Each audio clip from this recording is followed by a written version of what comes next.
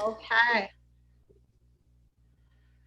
Excellent. Okay, great. Hi, welcome everyone. So great to see everybody at such a busy time of year. So glad that you were able to find the time. And I just wanted to say that Academic Skills and Career Space has collaborated on this workshop for many years now, actually, right, Erin? And I think part of it is that we both see students writing personal statements or plans of study. And so we decided to just collaborate and work together on a workshop since we both welcome students who are in the process of applying to grad school. And so we just talk at it from slightly different perspectives, right? I'm often working with students who are trying to decide about what their next steps are, what schools to go to, etc. And then the personal statement kind of evolves from there. And I know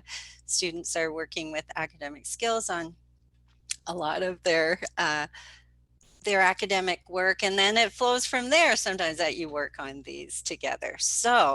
So for today, I'm sharing, but here we go.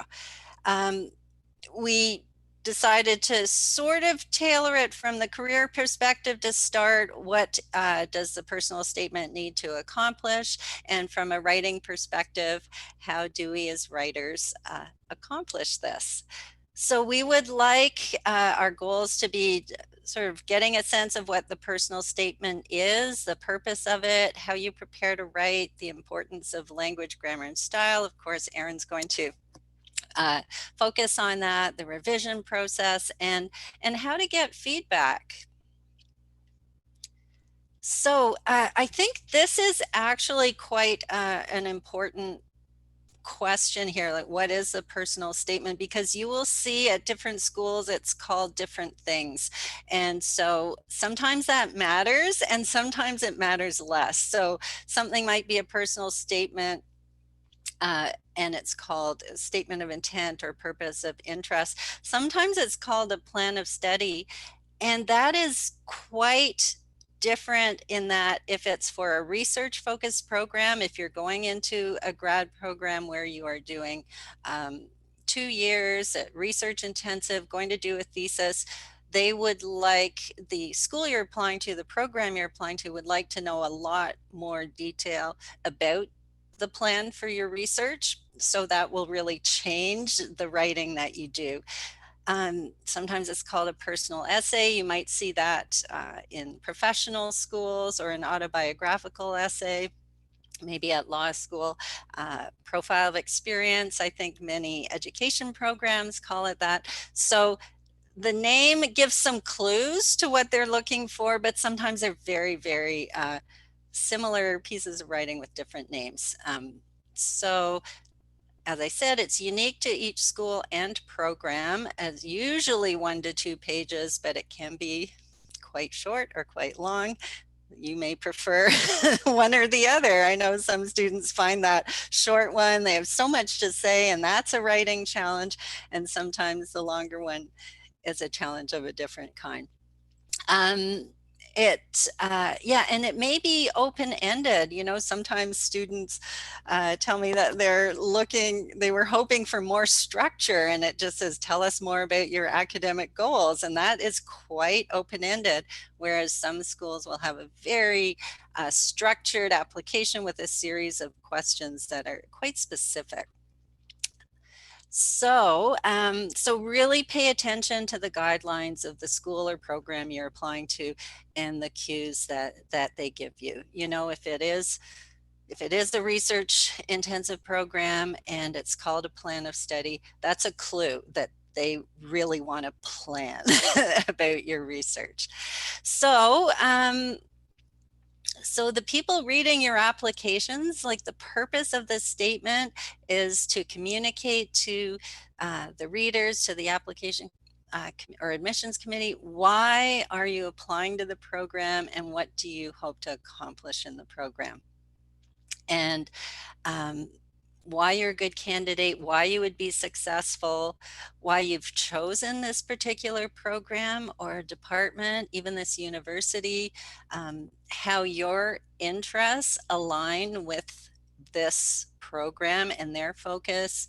It's a chance to talk about yourself and your interests, your academic or professional and career interests beyond a transcript, your references, and maybe your CV or resume.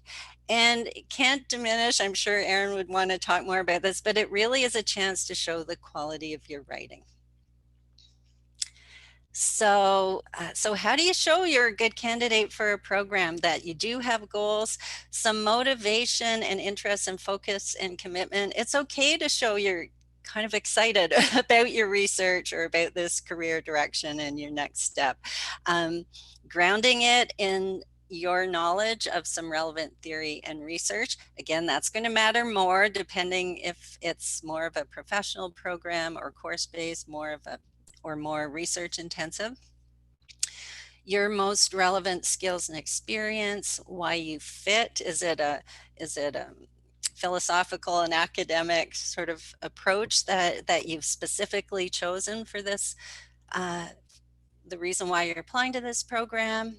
I think also what makes you and your application unique.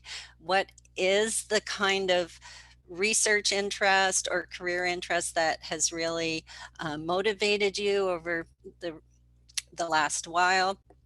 And what do you bring to this program, this community of school, of practice, that how will you contribute, right?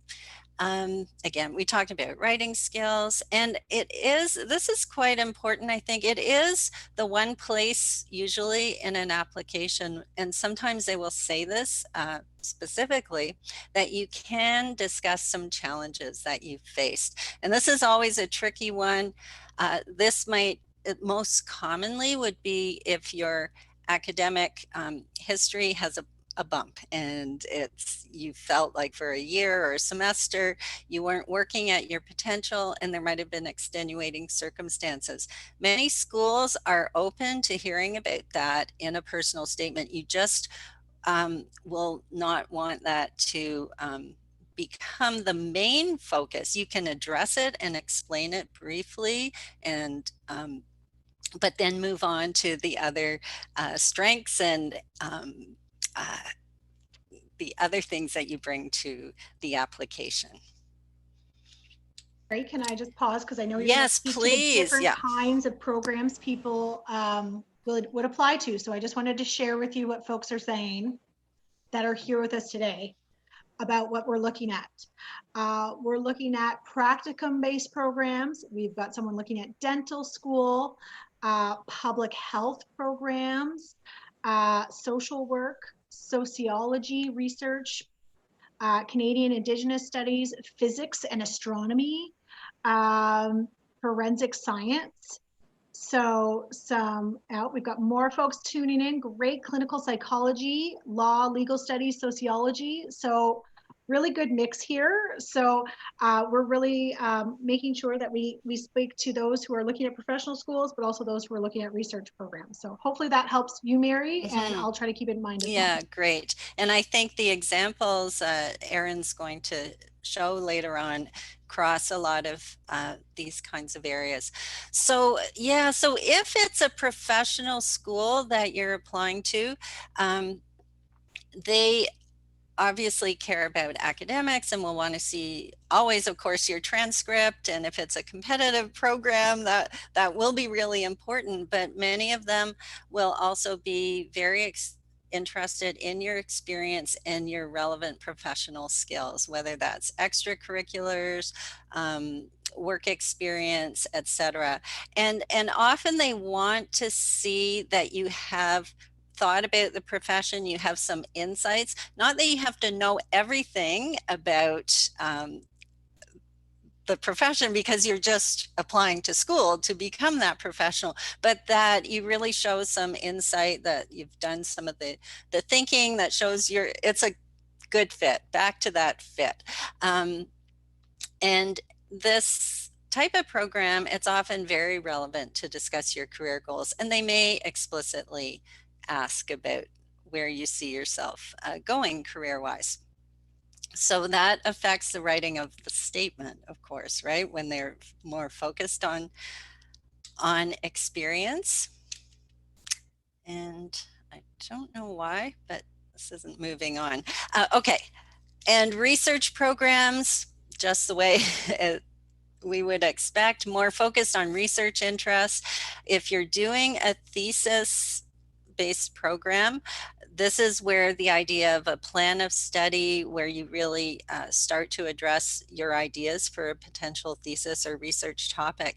And this is where the statement, it's part of the whole process of applying to grad school, right? And so often when you're writing this, you would already have reached out to a supervisor and have started to have a sense of what their research interests are and how they align with yours. And this may be part of what you talk about in the plan of study as well.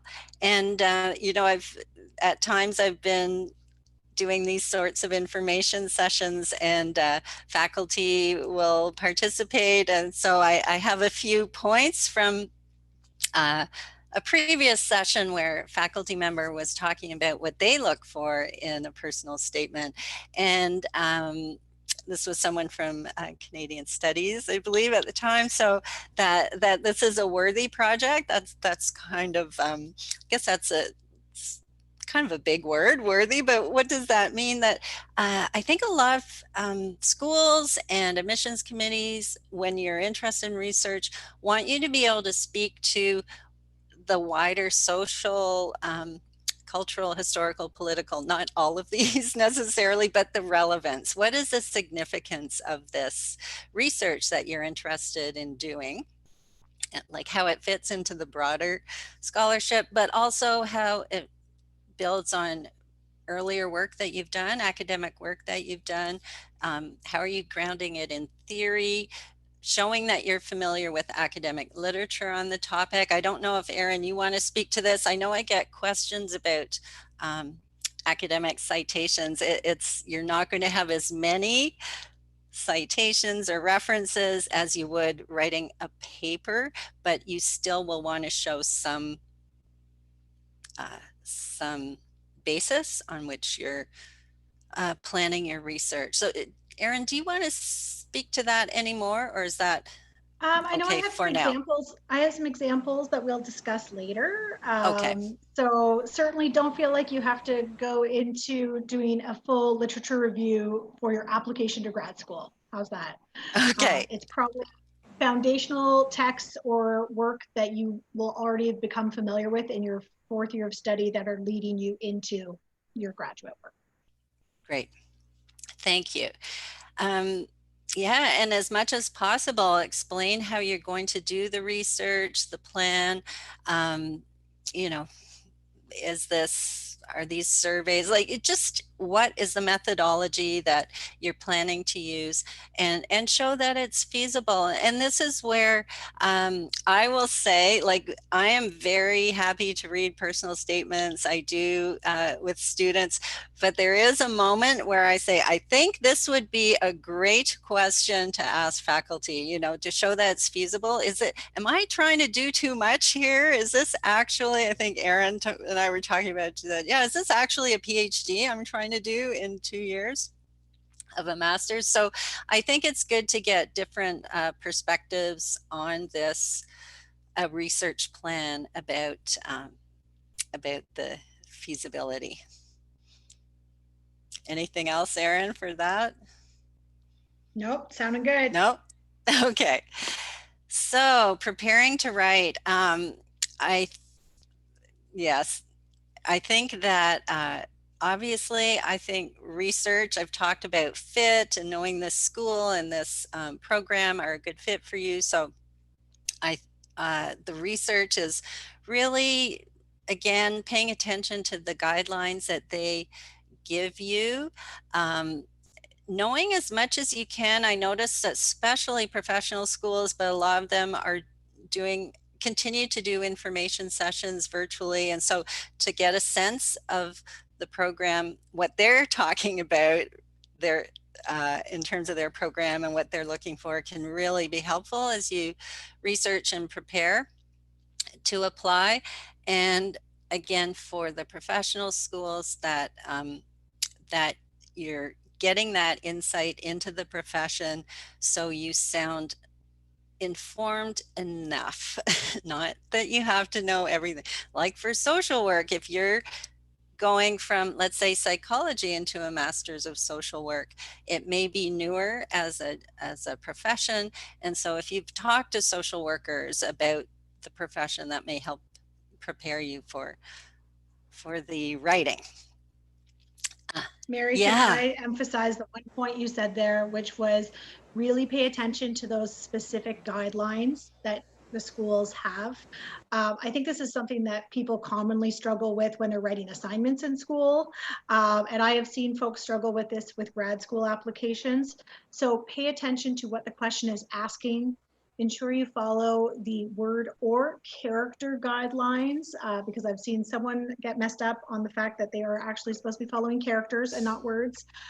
So really do pay attention to what the question is actually asking and answering that question, but also any other guidelines they have regarding length and other materials like that. So I just wanted to emphasize that because I think it's something that we often just glean over, but it's so important. Yeah, and I know it probably sounds so obvious, but like this is partly we hear students say, "Oh, right, there's a difference between what is my motivation for this career versus what are my skills for this career." And oh, I have to write quite different things, even though those sound at first glance maybe the same. So I think that some assessment of your own knowledge in the discipline, your skills, your interests, and personal qualities are part of preparing to write. What are the things that I think I want to emphasize? You probably can't, it's quite a short piece of writing, so you can't talk about everything that you bring to this program, but I think it's a time to really focus on what you think are the strengths that are the most relevant, and then the experiences, because I think this is the evidence or the proof that you really do have those skills. You know, if you want to talk about your time management, then talking about how you manage the thesis along with all your other, maybe a job and so on, is actually quite relevant. And that's going to continue, right, and be a sign of success in your grad program. So anything you think helps them understand why you will succeed, as we said way back at the beginning, why you're a strong candidate, and thinking again, depending on the program, which things you will emphasize here. Yeah, I know I was speaking with someone recently, and I think students are applying to so many very unique and different graduate programs that sometimes you'll hear from someone that their program looks at experience more than or equally to marks. I think Erin, I guess education is one of those, right? Where they'll say, we weight 50-50, and that's interesting. Okay, however, a research program or a very competitive professional program might look very differently, that they like to see transferable skills, but your application needs to focus on maybe something, well, the academics and the research background. Okay, I think at this point, I'll pass it over to you, Erin. Thanks, Mary. I've stopped your screen sharing and I'm going to start sharing my screen now instead. If anyone has any questions that they'd like to ask, it's a good time to put those in the chat, and we can certainly take a look at things. We're certainly wanting to, you know, address the questions that you are thinking about as you work on your personal statements and prepare for your applications. But we also are cognizant that maybe you're not even sure what you should be asking quite yet. And that's certainly fair too. So Mary, you're going to kind of watch the chat for us now. I'll watch Are you the okay with chat. that? Yep. Fantastic. Thank you. So I think Mary's given us a really good grounding and really trying to think about what exactly your goal is and to start to think about how you can speak to your fit, your experience, and why you are a good candidate. And then I think the challenge is actually filling a blank page, because it can really just stop us in our tracks. I think if you've done a lot of that good brainstorming, that's a good place to start. And certainly some folks find that brainstorming really helpful to do orally with another person. Some folks appreciate writing it out themselves. I know some folks would do this as a PowerPoint presentation or as a concept or mind map. I quite like free writing, so I'll often ask a big question of myself and then set the timer for 10 minutes and just write. And it's full of questions to myself, incomplete sentences, poor grammar, swearing often, and it helps me get to the main point that I'm trying to get to. That's actually how I finally figured out what I was writing with my master's thesis. So it's one way you can approach your ability to get the things down on the page and to think about, what is the focused message that you're trying to accomplish, and what are the key ideas that you think really highlight what it is that you're trying to do as you still answer the question. Some folks really do find mind mapping to be a really helpful approach. So that would be one thing you could be considering doing, is taking kind of the particular things that you need to include, and then also what you would like to include or consider as you go through. And this is going to look different for everyone, right? But certainly it's a way to start organizing your ideas. I think that's the trick, is once we get to what I'm going to talk about, it's now saying, well, how will I organize it? And I think your organization works best just like when you write a research paper or an argumentative essay. It's when you have a thesis that holds it all together. So a thesis is, like, we often call it a controlling idea or a main idea. And if you have a personal thesis for this paper, it helps to provide something we call coherence or flow. That's what everyone's always looking for in their writing, flow, to your application. So what it does is it gives your reader a really clear overview of the accomplishments and your goals and how this program fits for you, okay? So we've got an example here. Through my experiences, both in my university coursework and my fieldwork in Algonquin Park, I have developed a deep interest in researching wetland ecosystems, an interest that Trent's PhD program in watershed ecosystems would allow me to further pursue. So it's highlighting the key experiences, both in the field and in classes, that lead to a very particular focus. This could probably be even further developed, but for the purposes of today, it's just fine. That's telling us why this person's a good fit and why the program works for them. So that thesis is a thing that can help you to organize all your ideas, and everything you talk about should fit back to that thesis that you've established. You could organize your ideas chronologically through your life or university career, and that can work quite effectively. I personally quite find thematic organization to be really valuable and helpful. So you pick on particular criteria or ideas and work on your paragraphs through those themes or issues. Just like a paper, I'm going to encourage you to write an outline. And not everyone loves an outline, but if you outline from that mind map or from that free writing exercise that you did, you can start to see how ideas connect together and what the best way of presenting those ideas can be.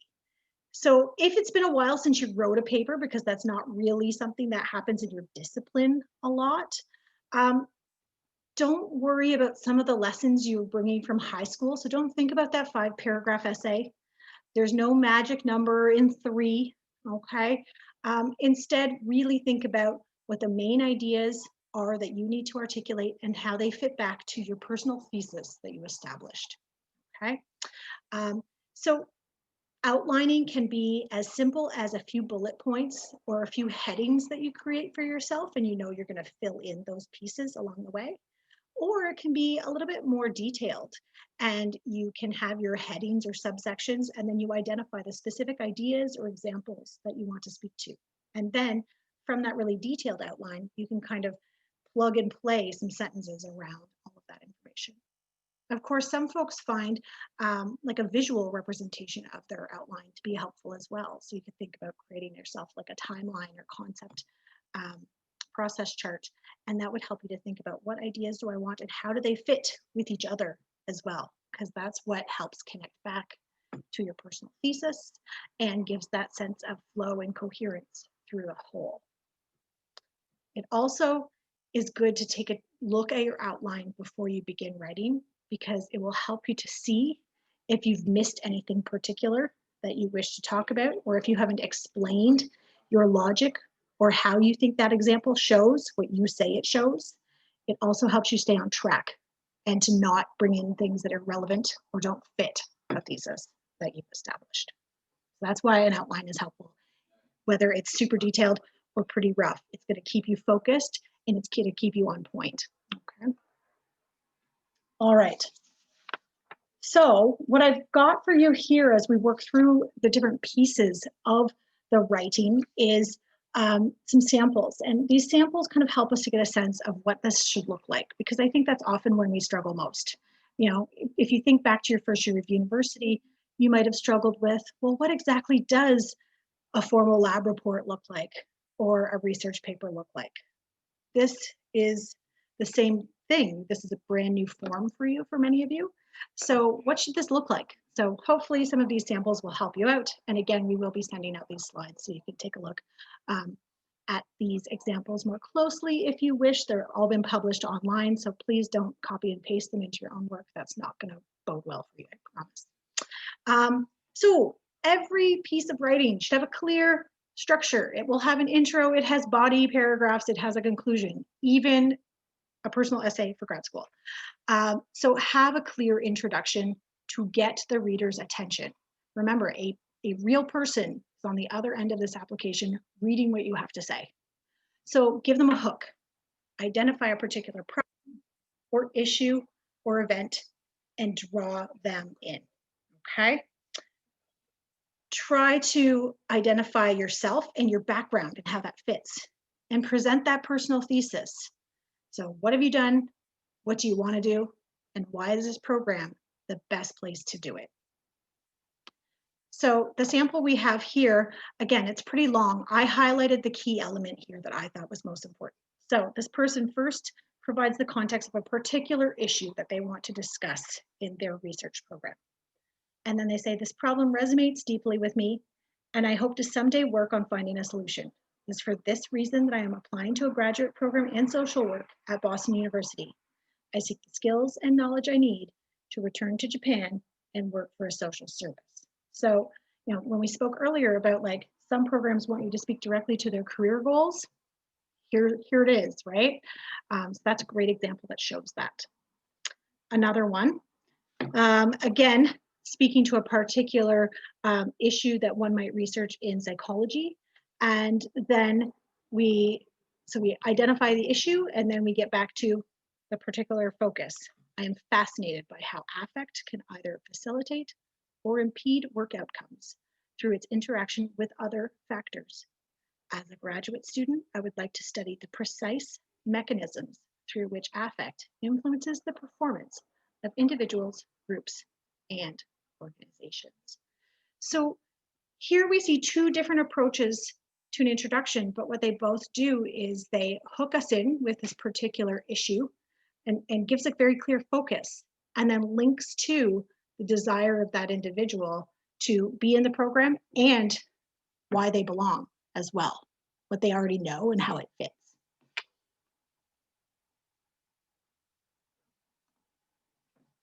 After that introduction, that's where you start to think about your body paragraphs. And this is the piece where you have to think about In what order do you wish to present certain ideas? How do you wish to gather your paragraphs? Again, are you going chronologically? Are you going thematically? And you can think about, well, what do I need to say for each theme or for each chronological period that I'm speaking to? So just keep in mind that the body paragraphs develop your qualifications and explain your interests. You want to be as specific as you can be and include examples. Don't get into cliches or vague generalizations because they've seen it all. So no, like, since the beginning of time. No, on the other hands, no, the greatest problem of our generation, right? Like, I think you can be more creative than that. So try to get super specific and speak from the place of the discipline that you're familiar. Try to vary that sentence structure and not begin every sentence with I. This is really hard because the challenge many people have is, how do we talk about ourselves? That's why it's hard to write cover letters. That's why it's hard to write reflection papers sometimes. And that's why it's hard to write these personal essays, because we're not sure how we can talk about ourselves without bragging. Guess what? Bragging can be okay. Further, I think we're not sure how else to keep saying, well, I've done this and I've done this and I've done this. So I want to show you a few ways that you can do that. So I just was highlighting again ways that this student kind of tried to offer context to their sentences before they would get into the I. Okay, so yes, I believe I am well prepared for graduate work. But then instead of just starting with, I acquired the necessary. During my undergraduate study, I acquired the necessary background knowledge. Okay, so you can see that they're offering some context for their experiences, their I statements. And that's what helps vary the sentence structure and make this paragraph more interesting. It also offers context for those examples, and they're very specific examples, and I want to highlight that piece as well. So that's why this is a good paragraph, because it's got a clear topic sentence. This is all about the preparation I have done so far for grad work and what makes me a good candidate. Now I'm going to tell you why I think I'm a good candidate. I'm going to talk about the advanced courses that I've taken in these areas that help me for further study. I'm going to speak with the experiences I had, both paid and unpaid, in this particular field. And then I'm going to try to sum all of that up to speak back to this main idea that I am ready to contribute to this program and I'm going to be ready for it. If we look at this example, certainly, again, we still have a lot of I statements, because how do we not talk about ourselves without the word I, right? The first person is totally acceptable in these kinds of writings, obviously, okay? This has a bit more like personal reflection happening to it, because they're speaking about their qualifications, but also their motivations for applying to the program. So as much as I love being a student, learning new ideas, concepts, and skills from lectures and readings, I also have a desire to investigate problems that have never been solved. Thus, research seems to fit my intellectual interests perfectly. And they kind of speak to how they've got to research along the way. They're talking about the 4 projects that they have conducted over the past year, and the skills for time management that they have established because of that project, and how they've learned to have some persistence, some grit, some coping strategies when things haven't worked out. And so then they conclude, my research experience has not only instilled in me a love of research, but also enhanced my productivity, confidence, and resilience. So really do try to also think about the key tenets of paragraph structure. As I was highlighting both in this example and the previous one, there's a clear main message that is presented as a topic sentence for these paragraphs. And then there's a concluding idea that ties the paragraph together at the end and helps to remind us of the thesis that we established in our introduction. That's how we keep, the logical and coherent line of writing happening in these kinds of pieces. We also have to speak to our goals. And again, we want to be specific. And that's why we're showing you these examples, because I think sometimes we're not sure how specific should we get, right? So if you're asked to speak to your particular goals, this person is establishing something about the kind of project they want to do about digital texts. And they clearly come right out and say, the end goal would be the creation of hypertext using existing works of literature in the public realm. So this is what they're hoping to do with their final project. So don't feel like you have to couch it. If you're not sure what your end goal is, then you can speak to what you think it might be. No one's going to hold you to it if you don't do it in the end. Often ideas, plans, life can kind of change in grad school or after. So certainly you can say, well, this is what I'm really hoping that it comes to. But in the end, no one's going to tell you, you know what, we're taking away your grad school education because you told us you were going to do this. And as long as you actually complete the coursework and all the requirements of the program, if you don't meet the career goal or the final goal that you established, okay. All right, we were speaking a little bit about this idea of how you show knowledge of the field, how you bring in your understanding of key works in the field. This is challenging because it can kind of go two ways. You can not say enough, or you can say way, way, way too much. And I think we often lean towards the saying way too much. So I want to encourage you to really think about the very specific theories or concepts that you're wanting to explore and who the most cited, most well-known, first person to talk about, like the foundational or like key texts, those are the people that get to be in your grad school app, the people that they would say, oh, I can't believe they didn't know this person. And that's where chatting with folks in your field, chatting with professors, TAs, grad students can be helpful. So I just wanted to highlight how this person has used sources in this paragraph. They're not saying a ton, right? But what they are doing is really hitting on particular ideas and including citations on that. So my interest in the link between the intensity of affect and work motivation began with my reading of Russell's circumplex model of affect and Carver's works on emotion and approach avoidance behaviors. I would like to explore the impact of negative high activation emotions and positive high activation emotions on motivation and work performance under different conditions. So this person has said, here's the key people who have kind of been talking about this, and this is what I want to do from what I understand. They offer an example, and then they speak to, well, there's also this kind of idea from Mayer and Salvini that is also relevant that I want to highlight. So that's how they brought in their knowledge. They're saying, this is the particular work that's grounding where I'm coming from right now. Beyond that acknowledgement of the key texts or key ideas that relate to what you wish to explore, you also need to explain the significance. And I think that that significance comes from your understanding of the field. So in this example here, really the person is saying what this study could be doing is changing the aims of hyperlinking a text. The way we hyperlink might be changed based on what I come to talk about. Okay, so that's one way that we could speak to the significance, but I think you really do need to explain why this is valuable. What's so interesting about it? What could you be contributing to the field? That's hard to do at this point, but think about, again, that kind of sometimes fits with why do you want to do it? The why isn't always a personal achievement situation. It's because I see this problem or this issue being resolved. I see this opportunity to expand our knowledge in this particular area. I see application of this in a particular way.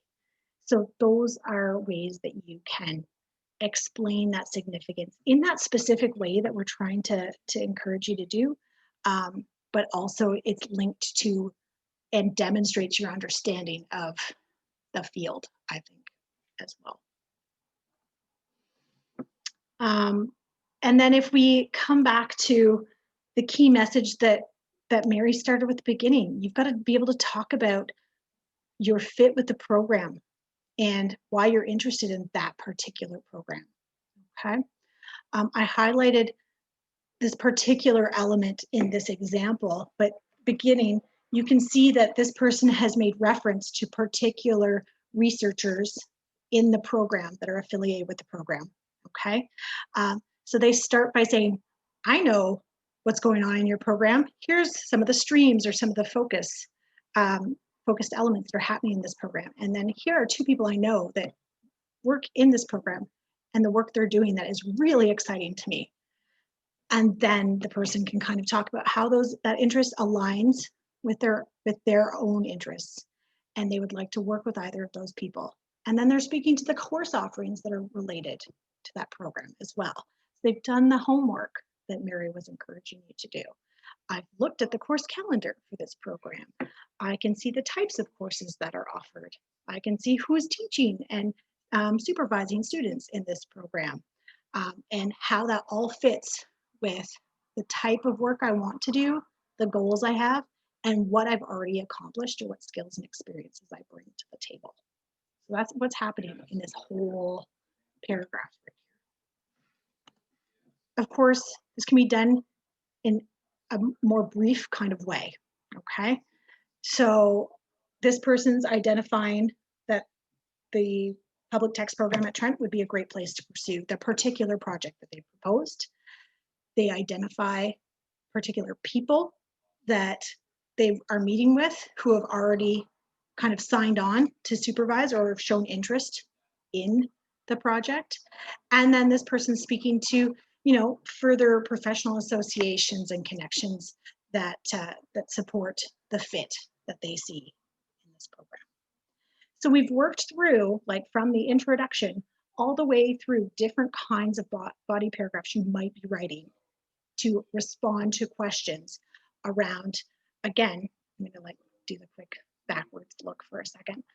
The qualifications you bring to the table, okay? The motivations you have, the goals you have, the knowledge you already have of the fields, the significance of the work that you plan to do, the fit you see with the program, okay? So those are all the body paragraphs that you're gonna be trying to bring in to your paper. And then again, just like I said that every good written piece has an introduction and body paragraphs, it also needs to have a conclusion. And that conclusion is going to reinforce that personal thesis and make them remember you. So this is not the time to start waxing poetic for half a page. Be brief. Don't relist everything that you've already talked about or list all of your achievements and awards. Synthesize the specific messages that you have talked about regarding your experiences, your skills, and your goals, and how they connect with why that program is an ideal place for you to continue your studies. And basically, we want you to kind of think about and speak to why the program is good for you and why you're good for the program. Okay, that really tries to hammer home those messages. Now, I've talked a lot about samples, and I will just kind of pause for a moment. Mary, are there any questions or anything that you think we should be adding at this point that I haven't said so far? Okay. I don't think so. Erin, looks good to me. Okay. Sometimes I get on a roll and I forget to check in. So. Oh, it's great. Okay. Once you have written out your body paragraphs, your introduction, your conclusion, just write it. Don't worry about it being perfect. Don't fret over every sentence as you're drafting. I say this because I think we can really bog down our process, and this can take a long time and make us feel a lot of anxiety. Just write it out. Let it be ugly. Let it be a draft, and leave yourself time to revise. And when you revise, look at your sentences and say, have I clearly articulated the message that I want to say? okay? I think we sometimes get into this whole concept of I must demonstrate my intelligence by using the biggest words I can find and writing the longest sentences possible. I know I like really long sentences, and then I get my hand slapped and told I shouldn't do that anymore. So I think we can all look at this, and as much as, aren't we impressed by someone who can write something like the Brobdingnagian missive? What does that mean? No idea, was ostensibly superlative, yet it was problematic and created cognitive dissonance. Okay, seriously, don't write that. The long letter was supposedly excellent, but it was confusing. Yeah, that sentence before, that was really confusing. So let's not confuse folks.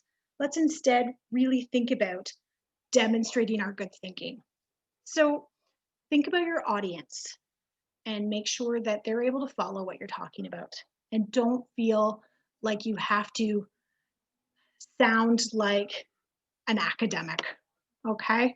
Instead, use clear, precise language. If there's particular technical language that's useful, this is the time, like again, that you probably could use it if you're talking to research programs, because they're likely to be familiar with some of the things that you're talking about.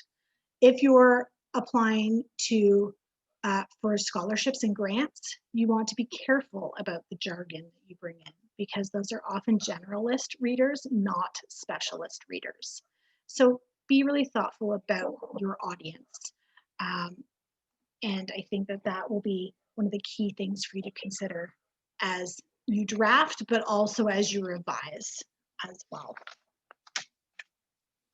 Another element of writing that I want you to consider while you're revising is to think about your use of something called the active voice.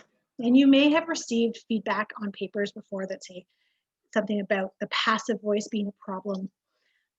The active voice makes it really clear who the actor of the action or the verb is. So, and we want to highlight the actor because it's you. And this is important to show those examples that you have. So from my interactions with grade 6 students, I have learned patience and understanding. If this was in the passive voice, we'd say through experience with grade 6 students, patience and understanding were learned. Well, we don't know who's learning patience and understanding. Is it the grade 6 students? I don't know. I don't think that's who we're talking about here, but I'm confused. So the more you can use subject, in this case, I, and then verb, you're going to have a much clearer style of writing.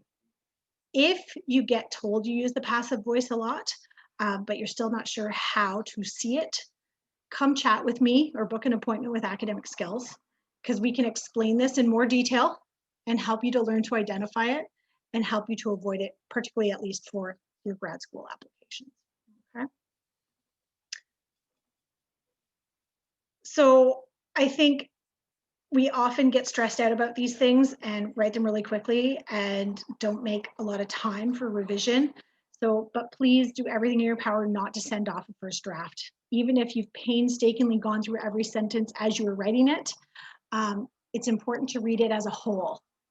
My analogy would be when you make a beautiful meal and you put all those components together and then you taste them together and go, oh, I don't know what just happened there, but no, let's not put this sauce with this main. Okay, it's not going to work. So take a break if you can between writing and revising, and then try to revise more than once. Don't just revise for your style, your grammar, or your clarity. I think it's really important to take a look at the big picture and get a sense of your substance. So the examples you used, the message that you articulated in your thesis, and the structure, the organization of your ideas. So if you can read at least once for these bigger picture things, and then once or twice for the style, clarity, grammar, you're going to be in a much better place. I'd love to encourage you to do a little bit of that revision before you send it off to other folks, but sometimes you're just stuck. So that's when it's good to involve someone else in your revision process. You can reach out to the professors or teaching assistants you know, or other grad students you might know, or professionals at the university who are here to support you, like me and Mary, okay? So certainly we can help you to see if you are responding to that question, if you have used specific examples, if you have connected your ideas, all that kind of stuff. And then I can certainly kind of identify whether you're using passive voice and it's unclear, or whether your language is really jargony and that's a problem, okay? I like to talk to people about proofreading really quickly, and I think we all do it in different ways, but I think sometimes we do it really quickly. And quick proofreading is usually the thing that becomes problematic. So we miss small typos. We do things like I have done in the past, which is make a poster, print it, post it everywhere, and it has my home phone number on it instead of the Academic Skills Center's phone number. So these are things that you want to take a little bit of time for. So if you can, and I know many of us don't like to print things anymore, this is something that is worth the ink, the paper, and the time to print and read closely and carefully. Certainly use spelling, grammar check, and like if you use Grammarly or something like that, that's great. Sometimes they tell you to do things that aren't right, and sometimes they don't catch everything as well. So you can't put your faith only in platforms like that. If you can, read your work aloud or have someone else read it to you. And if you're using Google Docs and you're in Chrome, it will read your work to you as well. And so that's a great strategy if you don't have someone that can read it to you aloud. And then I like reading things very systematically. Some folks will read backwards, starting from the last sentence and working to the first sentence. I struggle with that, I will admit. I always end up reading the wrong way at some point along the way. So I use a piece of paper and cover up the whole piece and reveal one sentence at a time. And that helps me to look at each sentence on its own and to analyze it very closely. I also believe in having a checklist of things you know you do grammatically that are not correct. So if you know that you have trouble with commas or run-on sentences, or you often confuse particular words, this is the time that you can be looking specifically for those kinds of things. And then finally, we've got a lot of resources, both in academic skills and careers, but also there's some wonderful grammatical supports that are available from other folks as well. And you can always ask someone like me to give things a read and make sure that you're putting your best foot forward. All right. So we encourage you to connect with us. I'll speak from the academic skills side of things. We certainly are happy to review your statement, to look particularly at how you've organized ideas, how you've expressed them, and if you've followed grammatical conventions. And Mary can speak to how she can support you. Yeah, we also are happy to have you make appointments and review them. I think I often will encourage students, if they are struggling with the grammar and so on and organization, sometimes I'll look more at the content. Do you seem to be answering the question and so on? But I might refer to Erin and others in academic skills if it seems that there's more of those things you've talked about, Erin. Come to both of us if you want. Absolutely, absolutely. I'm going to stop the recording, but certainly I think both Mary and I have some time if anyone has questions that they'd like to ask once we've stopped sharing, and we certainly can address those questions. Does that sound good, Mary? Great. Okay. I have